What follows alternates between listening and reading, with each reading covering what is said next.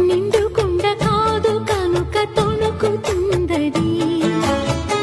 అంత వింత అందులోన ఏమిటున్నది నాలో తెలివికి దీనిలో నీటికి పోలికే గుళుకు గుళుకు పలుకుతున్నది అమృతం లాంటి హృదయం నీది అంతకన్నా వేరే వరమేది అది తెలిసి కూడా కసురుతుంటే నేరమెవరిది కోపం వస్తే మండుటెండ మనసు మాత్రం వెండి కొండ వాన మబ్బులాంటి వాటం నీదయా ఏంటో నాకు తెలుసా మంచి చెడ్డ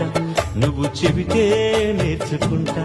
నిన్ను నమ్మినాను అంతా నీ దయ